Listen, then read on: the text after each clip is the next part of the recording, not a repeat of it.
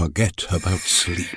Come and discover these 20 creatures from English folklore, from gnomes and fairies to water demons, and even a queen's magus who, with the help of an earless scryer, opened portals to sinister angels.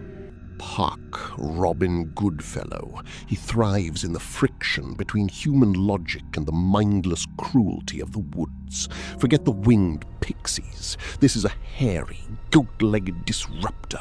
The real Robin Goodfellow leads you into a thorn bush. He watches you bleed just to hear the pitch of your voice change. Puck is the moment you realize the path you've walked for 20 years has suddenly vanished.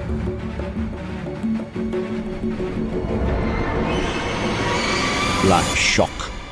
Bungay, 1577. The dog came for the pious.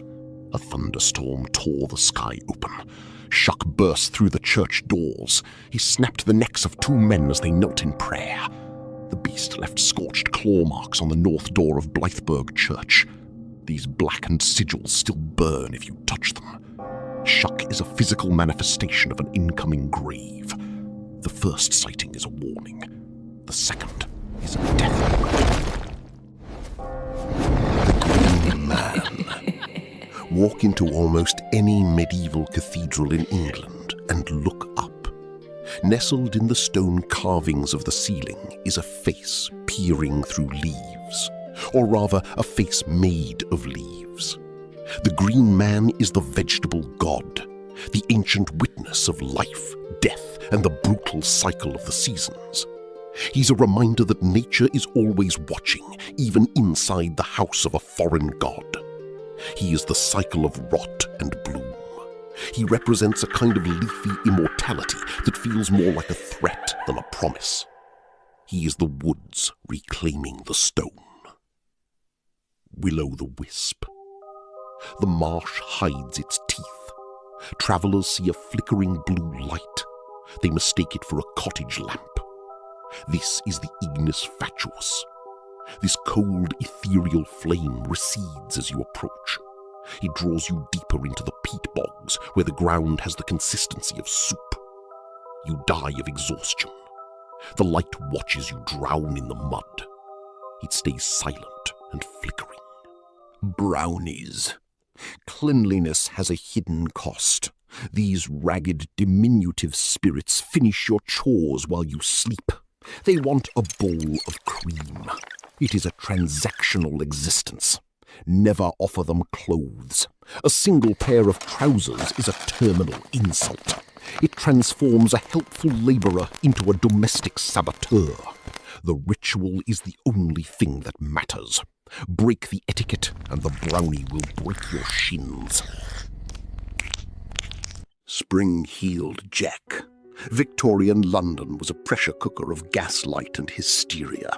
Jack was the safety valve. He leapt over 9-foot walls with steel talons. His eyes glowed like furnace coals. He was an urban hallucination made flesh. Jack cornered women in the dark and spat blue fire into their faces. He bounded onto the rooftops with a metallic laugh. He is the predator who moves faster than the law. Boggarts. Home is no longer safe. A boggart is the result of a household spirit turning necrotic. It curdles the milk. It pulls the hair of sleeping children. It creates a rhythmic thumping in the floorboards that defies exorcism. You cannot move away from a boggart. If you pack your bags, the creature crawls into the trunk. It greets you at the new house. It is a parasite of the domestic psyche.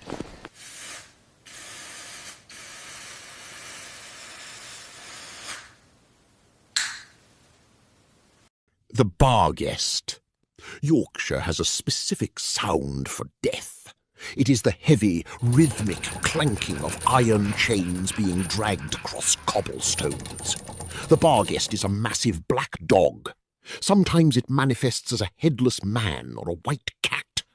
It haunts the narrow snickelways of old towns. Hearing the chains is a death sentence. It is the final auditor of a human life. It arrives to collect the debt before the sun rises.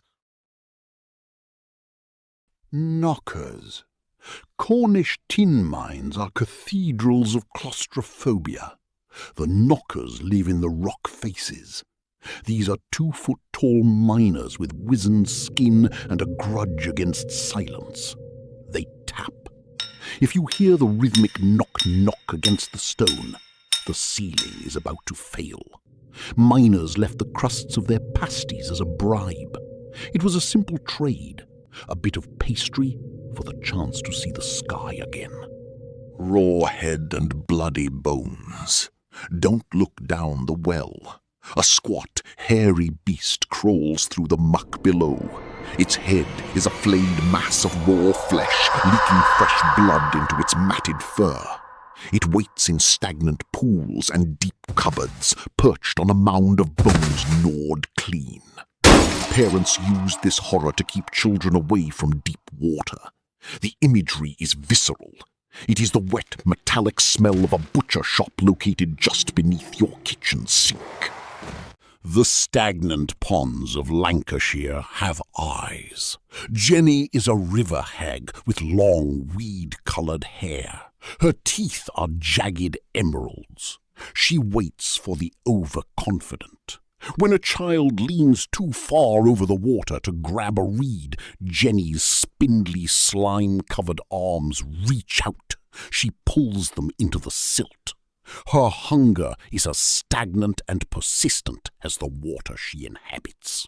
Black Annis. She dug her own hell. In the Dane hills of Leicestershire, Annis carved a cave into the rock using only her iron claws. She is a blue-faced crone. She hungers for the taste of human lamb.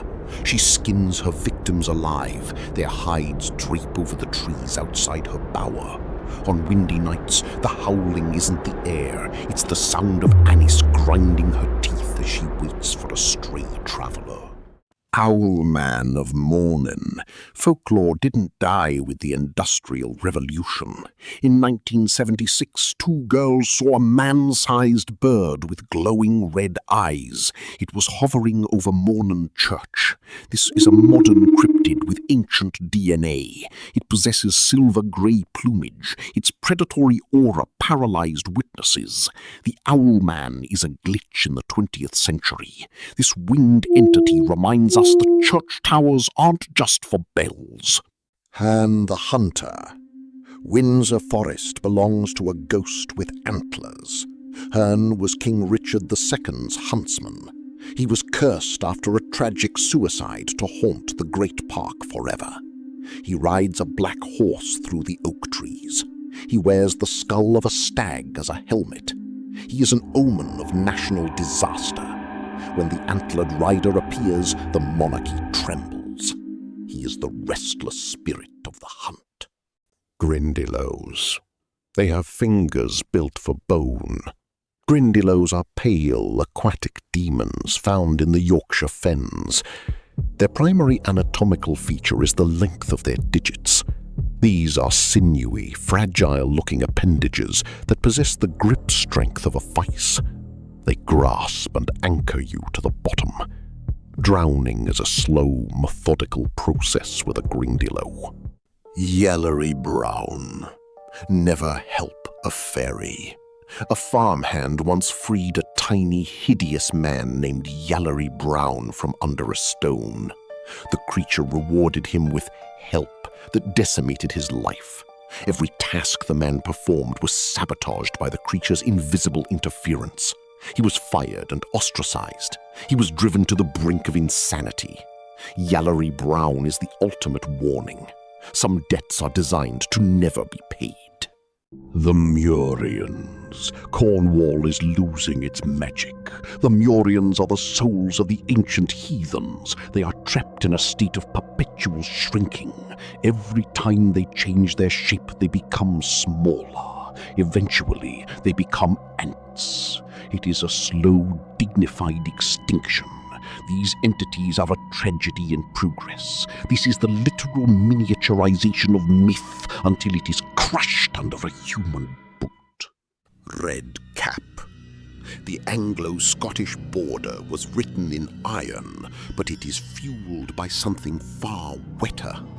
Amidst the ruins of abandoned castles, the red cap waits.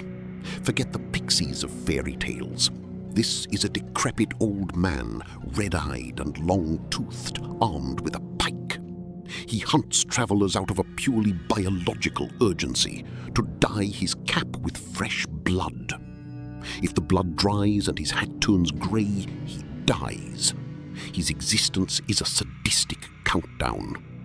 Do not try to run. His iron boots are heavy, but he moves faster than your panic can process. Screaming skulls. The dead are litigious. Keep the skull on the mantel, or the house will vibrate with a sound that liquefies the nerves. These bones refuse the grave. They demand a seat at the table. If you bury them, the masonry screams until you dig them back up.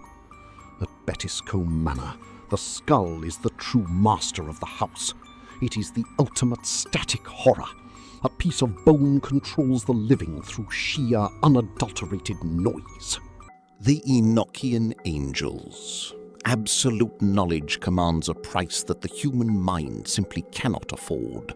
In the 16th century, John Dee, mathematician and astronomer to Queen Elizabeth I, grew weary of the limitations of science.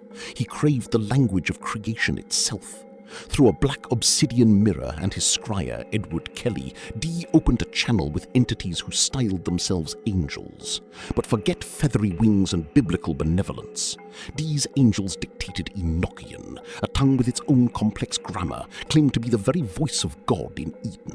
Through mystical keys, they unlocked gateways to dimensions known as aethers. These angels demanded blind obedience, spat apocalyptic prophecies over Europe, and, at their most bizarre climax, commanded Dee and Kelly to share their wives in common. They operated on a frequency that disintegrated the human nervous system. Dee realized too late he had not contacted heaven, but rather the architects of an indifferent cosmic order, whose words were equations capable of tearing the very fabric of reality. There are those who see in Dee's mirror the first domino of our modern ruin. A fringe theory whispers that by donning the Enochian alphabet, Dee unleashed a mathematical virus into history.